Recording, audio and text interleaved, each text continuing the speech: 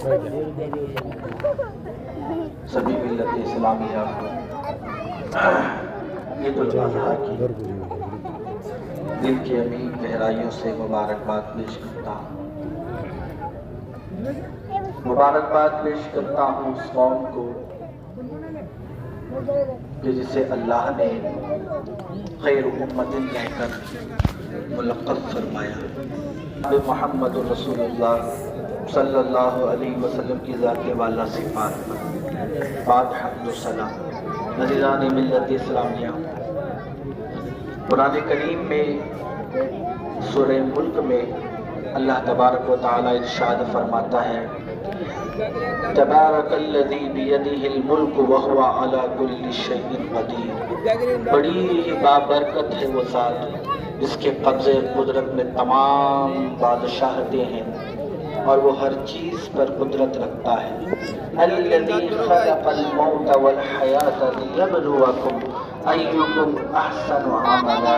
وہی ہے جس نے زندگی اور موت کا نظام بنایا تاکہ تم میں سے کون اچھا عمل لے کر آتا ہے اور کون اچھا عمل کرتا ہے اللہ تبارک و تعالی دیکھے۔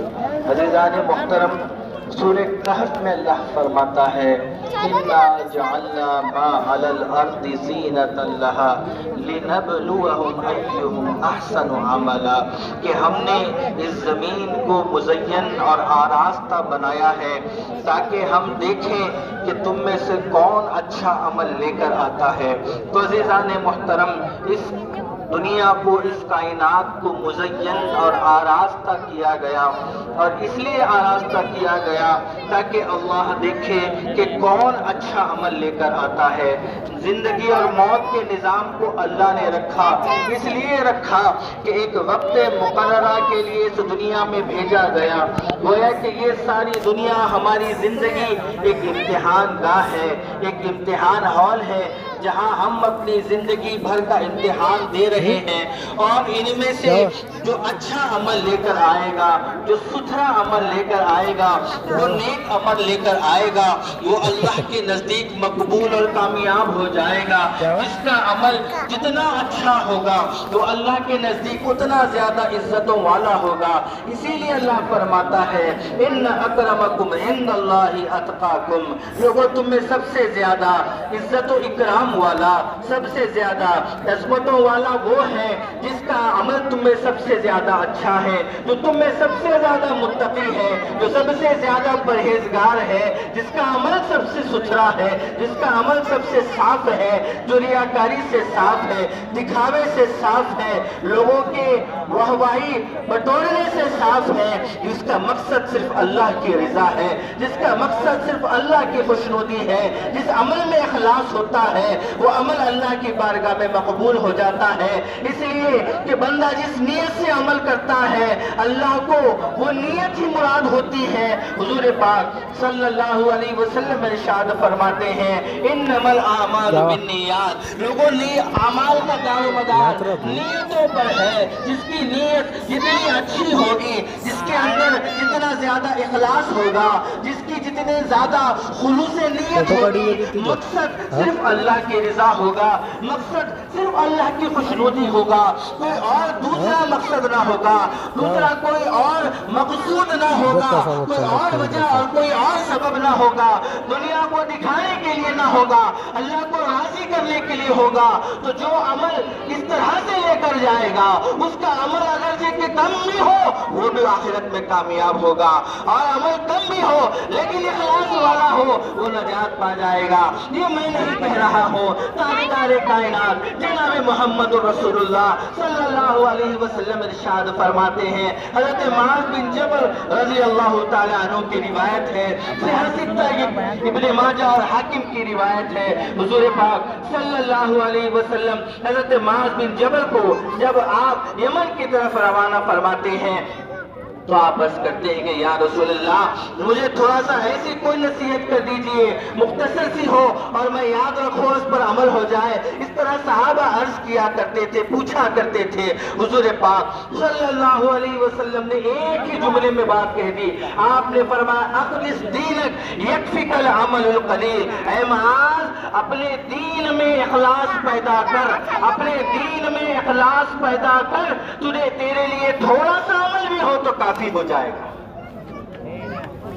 یکفیک العمل القلیل، عمل تھوڑا بھی ہو لیکن اخلاص والا ہو، خلوص والا ہو، للہیت والا ہو، تو پھر وہ عمل اللہ کی بارگاہ میں مقبول ہو جاتا ہے۔ ابن ماجہ کی روایت ہے، حضور پاک صلی اللہ علیہ وسلم فرماتے ہیں، من فارق الدنیا علی الاخلاص للہ وحدہ لا شریک لہ واقام الصلاۃ وایتاء الزکاۃ واللہ مات وربہ عنہ راض عنہ کما قال علیہ السلام۔ حضور فرماتے ہیں جو بندہ دنیا سے اس حال میں جدا ہوا، دنیا سے اس حال میں گیا کہ وہ اللہ کے لیے ایسا اخلاص رکھتا تھا کہ وہ اللہ کی عبادت اس نے اخلاص کی بنیاد پر کی، وإقام الصلاۃ نماز قائم کی اخلاص کی بنیاد پر کی، وإیتاء الزکاۃ زکات ادا کی اخلاص کی بنیاد پر کی، اس نے دنیا میں اللہ کی عبادت، نماز اور زکات، اللہ کی راہ میں خرچ کرنا، ان تمام چیزوں میں اخلاص کو اس نے سرعمل رکھا اور اپنے اعمال کو اخلاص کی بنیاد پر ادا کیا۔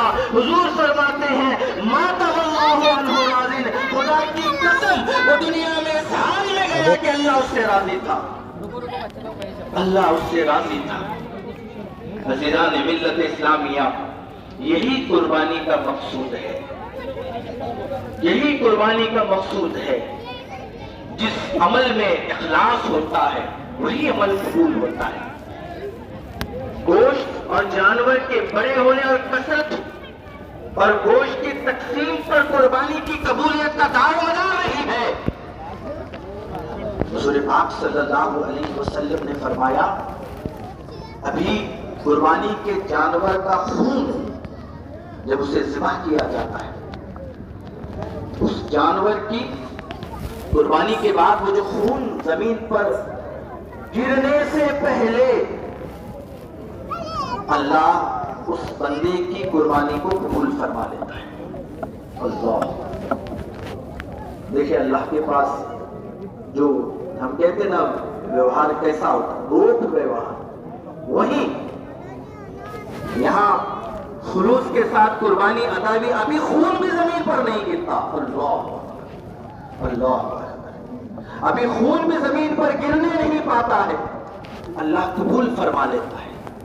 پھر یہ جو گوشت کی تقسیم اور کثرت ہوتی ہے، یہ ساری چیزیں سیکنڈری ہیں، یہ متعلق ہے، اصل نہیں ہے۔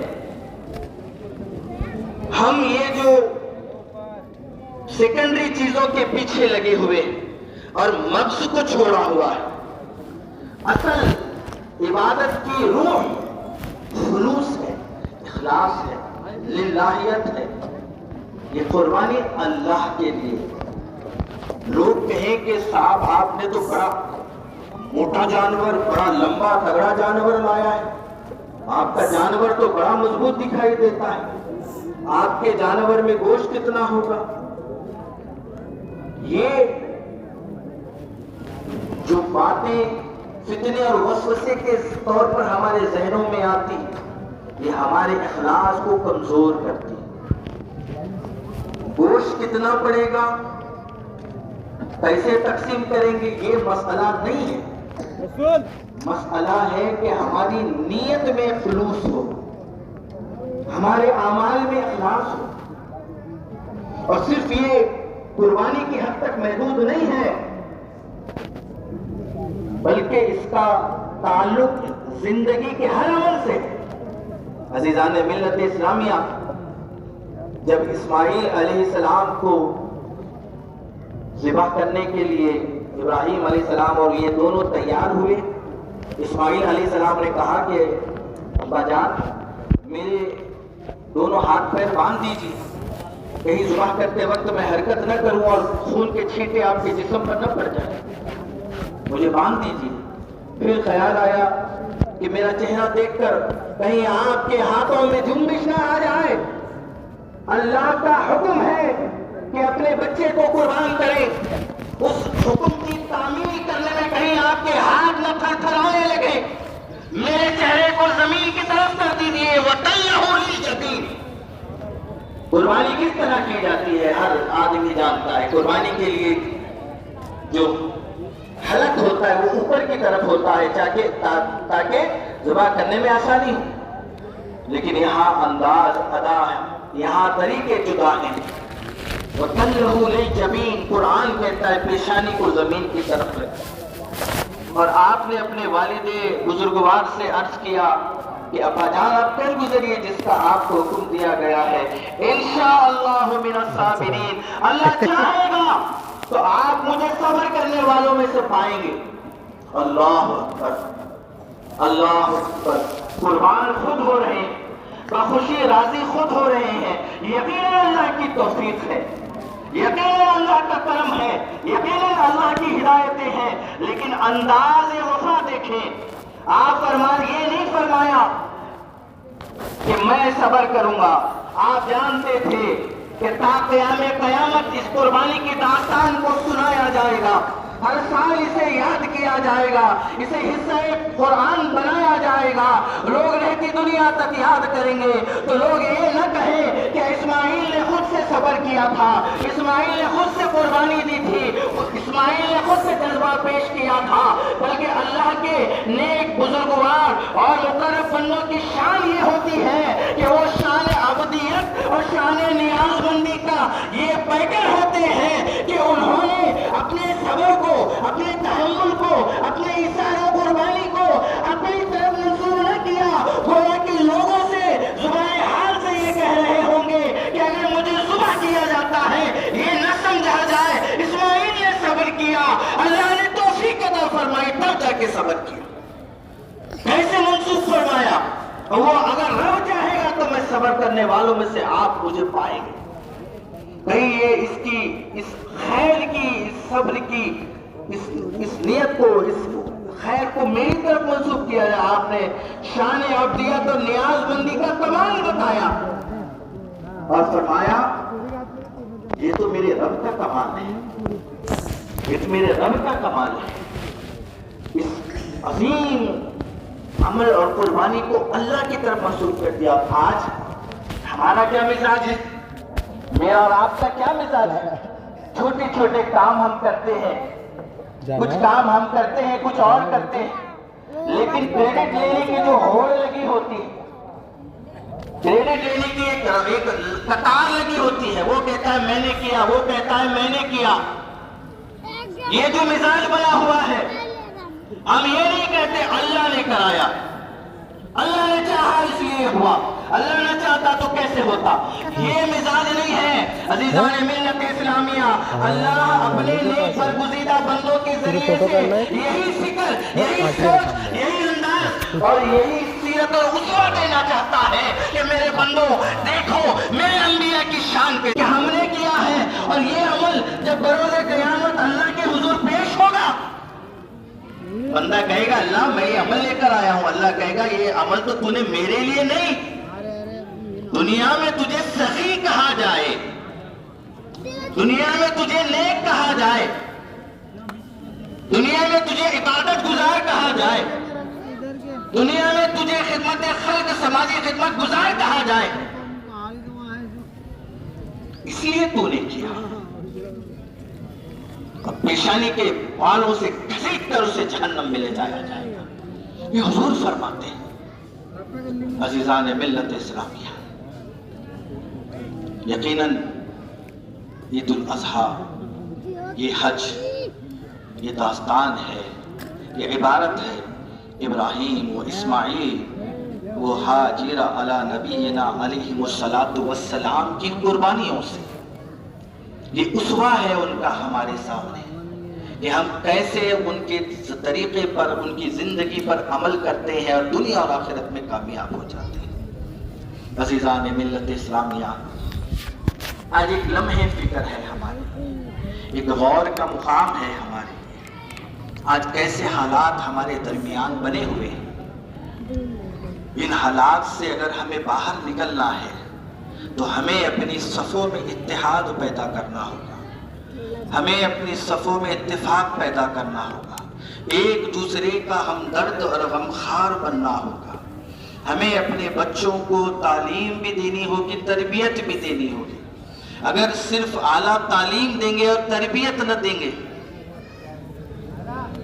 تو پھر وہ بچے، وہ بچیاں اللہ سے دور، رسول سے دور، دین سے دور، اور آخرت میں بربادی مقدر ہوگا۔ یہ کتنی بڑی بے وفائی ہے اپنی اولاد سے کہ ہم انہیں اعلیٰ تعلیم تو دیں لیکن اللہ اس کے رسول کی اطاعت و فرما برداری کا پابند نہ بنائیں۔ ہم انہیں اعلیٰ تعلیم تو دیں مگر دین اسلام کے طریقے پر چلنے کا پابند نہ بنائیں۔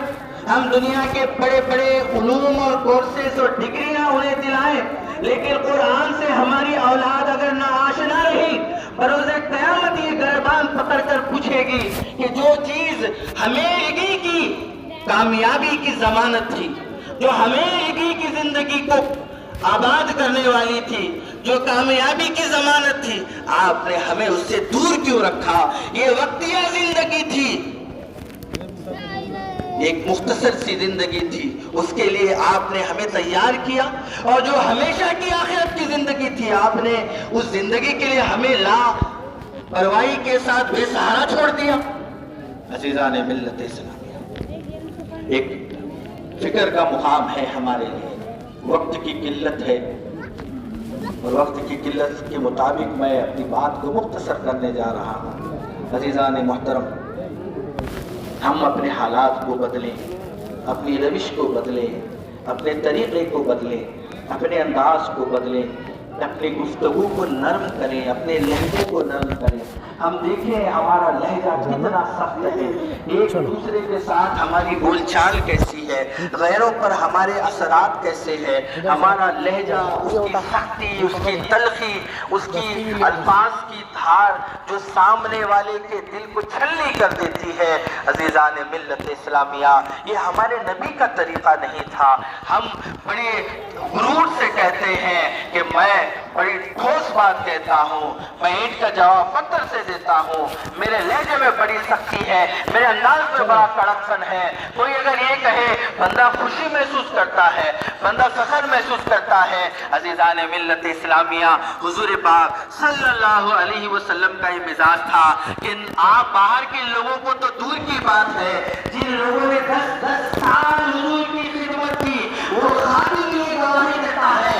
نبی رسول اللہ نے کسی کام کو کرنے یا نہ کرنے پر مجھے ڈانٹنا دور کی بات ہے، مجھے تیز نگاہوں سے بھی نہیں دیکھا۔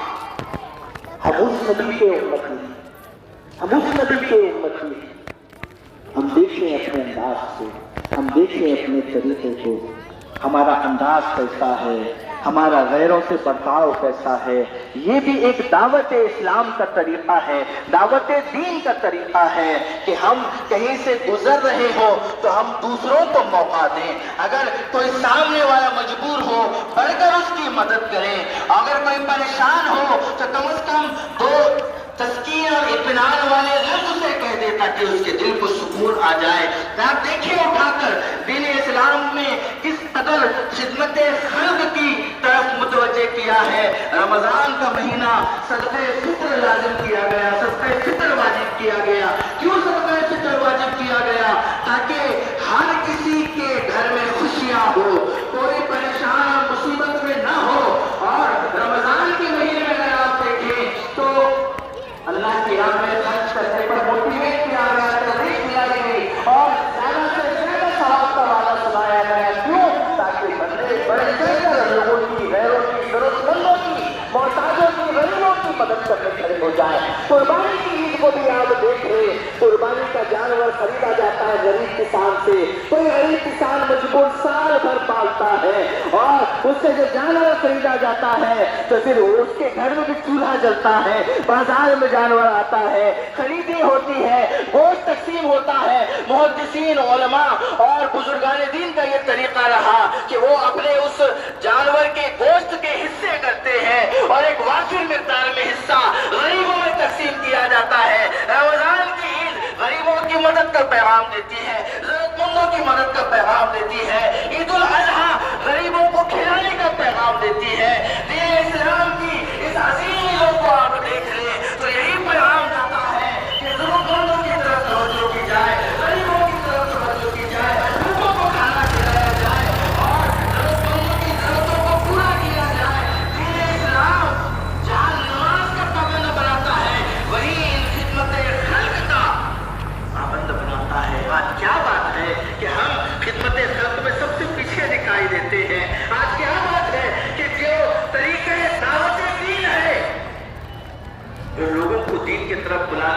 کرتا ہے ہم اس سے کچھ دور ہیں۔